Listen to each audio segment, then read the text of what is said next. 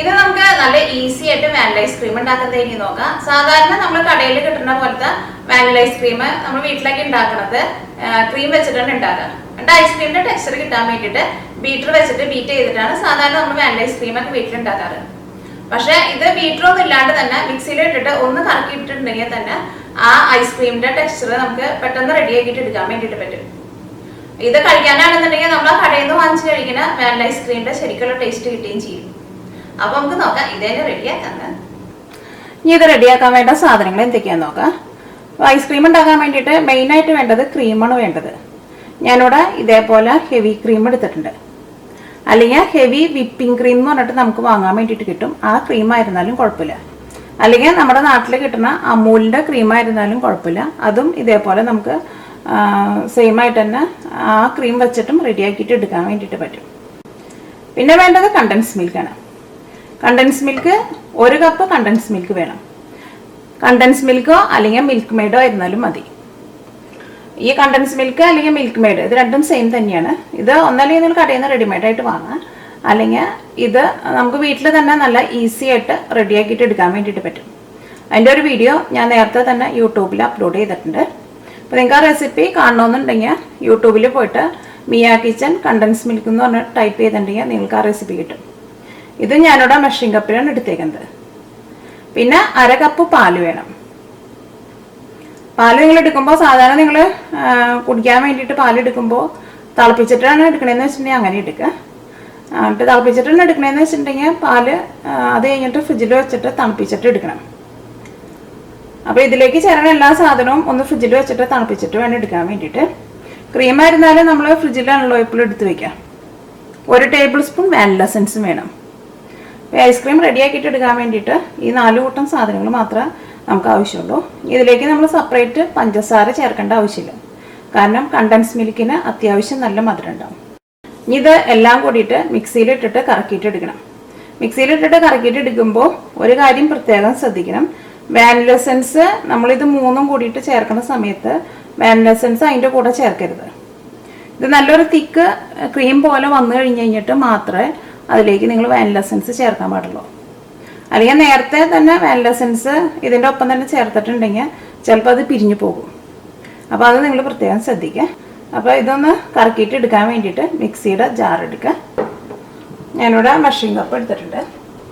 ഇതിലേക്ക് 2 cup cream ചേർക്കുക.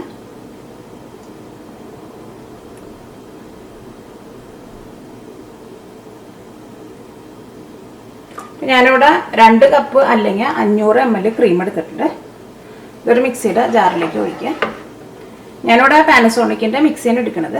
അതിപ്പോൾ ഏത് ടൈപ്പ് മിക്സി ആയിരുന്നാലും കുഴപ്പമില്ല.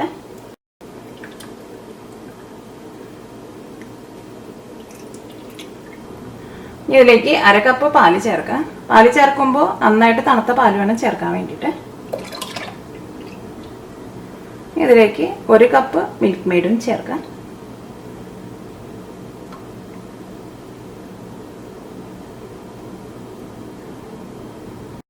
ഇതൊന്ന് കറക്കിയെടുക്കാം.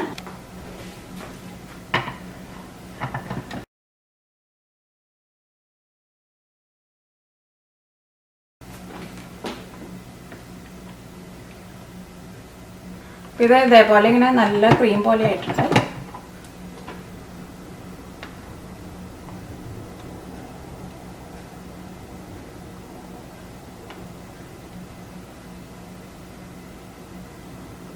ഇതിലേക്ക് നമുക്ക് 1 ടേബിൾ സ്പൂൺ വാനില എസൻസ് ചേർക്കാം.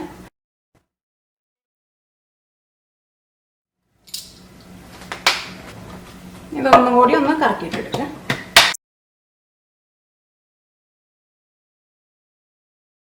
നമ്മൾ മിക്സിയിലിട്ടിട്ട് കറക്കി കഴിഞ്ഞ് കഴിഞ്ഞപ്പോൾ ഇത് ഇതേപോലെ ഇങ്ങനെ നല്ല ക്രീം പോലെ ആയിട്ടുണ്ട്. അപ്പം ഞാൻ ഈ ഐസ്ക്രീം ഇതിങ്ങനെ റെഡിയാക്കിയിട്ട് എടുക്കാൻ വേണ്ടിയിട്ട് മിക്സിയിലിട്ടിട്ട് ഒരു 2 മിനിറ്റിൽ കൂടുതൽ ഞാനിത് കറക്കിയിട്ടില്ല. ഇത് പെട്ടെന്ന് അങ്ങോട്ട് സെറ്റായിട്ട് വരും. ഇതേപോലെ സെറ്റായി വന്നു കഴിഞ്ഞിട്ട് മാത്രമേ വാനില എസൻസ് ചേർക്കാൻ പാടുള്ളൂ. അത് നിങ്ങൾ പ്രത്യേകം ശ്രദ്ധിക്കുക.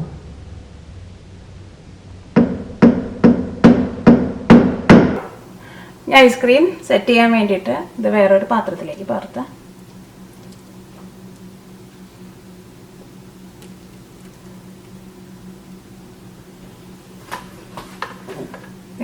നല്ല ക്രീം പോലെ ആയിട്ടുണ്ട്.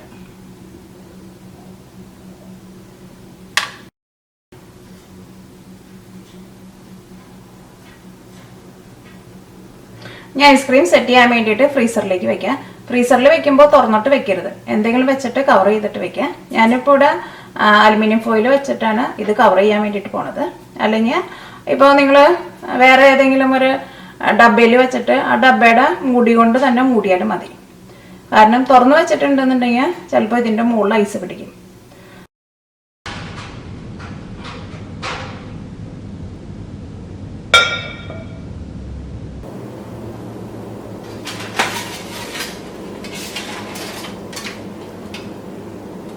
അപ്പോൾ ഐസ്ക്രീം സെറ്റായിട്ടുണ്ട്. ഞാൻ ഐസ്ക്രീം സെറ്റാകാൻ വേണ്ടിയിട്ട് ഫ്രീസറിൽ ഒരു 5 മണിക്കൂറാണ് വെച്ചിട്ടുണ്ടായിരുന്നത്.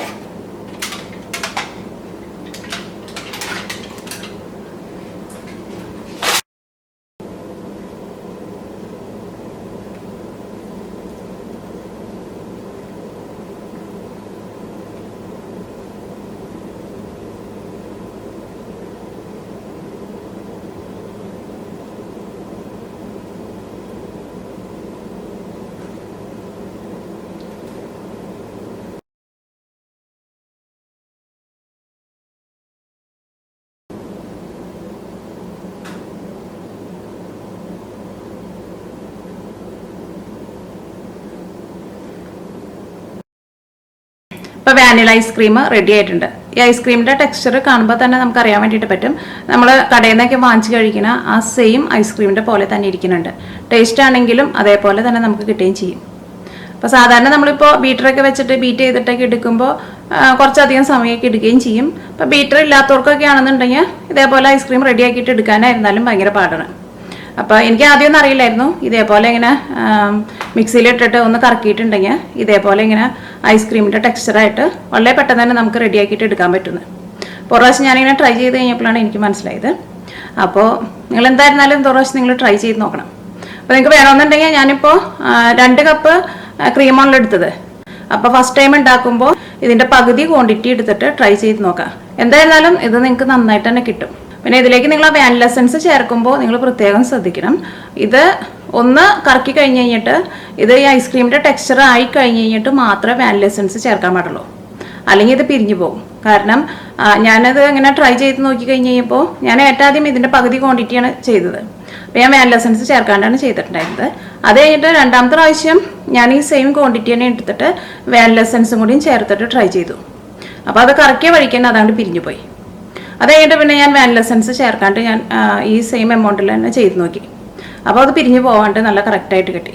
എല്ലാവരും ട്രൈ ചെയ്ത് നോക്കാം. എന്തായിരുന്നാലും നിങ്ങൾക്ക് എല്ലാവർക്കും നല്ല ഇഷ്ടം. ഇതൊരു കിളിക്കൂടുണ്ട് ഇവിടെ. അതിനകത്ത് കിളിക്കുഞ്ഞുങ്ങൾ വിരിഞ്ഞിട്ടുണ്ട്. അപ്പോൾ എൻ്റെ അമ്മ വന്നിട്ട് അവർക്ക് തീറ്റ കൊടുക്കുന്നുണ്ട്. അത്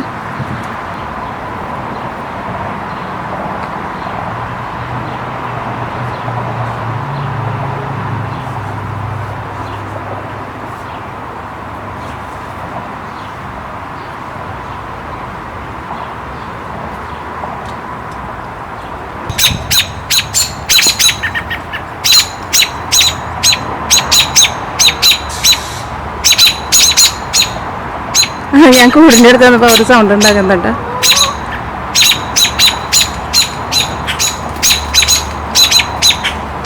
അവർ ഫ്രണ്ട്സ് എല്ലാവരും എത്തിയിട്ടുണ്ട് കേട്ടോ സൗണ്ട് ഉണ്ടാക്കാൻ വേണ്ടിയിട്ട്.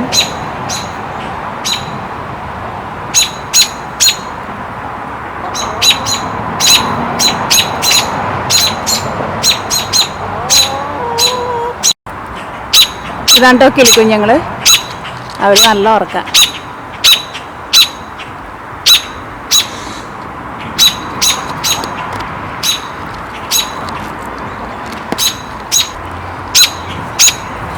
എന്തായിരുന്നാലും അവരെ നമുക്ക് ശല്യം ചെയ്യണ്ട. ക്യാമറ ഓഫ് ചെയ്യാം.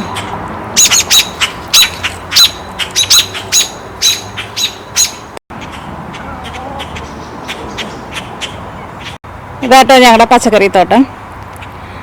ഇവിടെ പയറൊക്കെ ഉണ്ടായിട്ടുണ്ട്. പയറുണ്ട്, പിന്നെ വെണ്ടയുണ്ട്, പിന്നെന്താ ഉള്ളത്,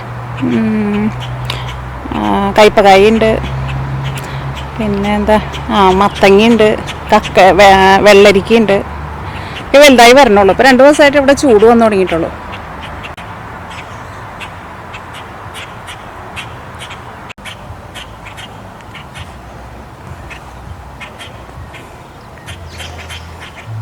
ഇത് പാവലാട്ടെ, പാവലും പടർന്ന് കയറാറായിട്ടുണ്ട്.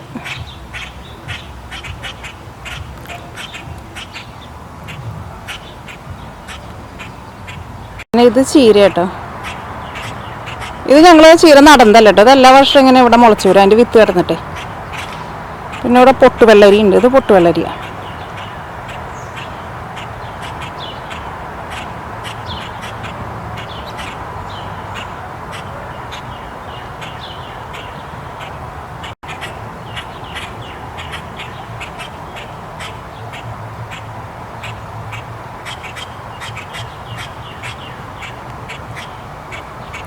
ഈ കോഴികൾക്ക് നല്ല ചൂട് വന്നപ്പോഴാണ് ഇവരുടെ ഈ ചിറക് ഇരിക്കണേണ്ട, ചിറക് ഇങ്ങനെ വിടർന്ന പോലെ ഇരിക്കുക. അത് നല്ല ചൂട് വരുമ്പോൾ അതേപോലെ അവർ പിടിക്കുക.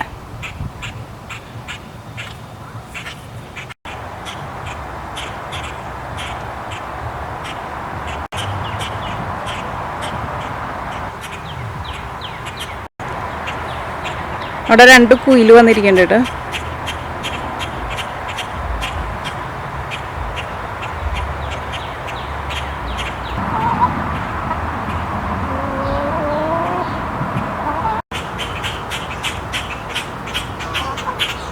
നമ്മുടെ നാട്ടിലെ വെന്തി കേട്ടത്, പൂ വിരിഞ്ഞ് വരണുള്ളൂ.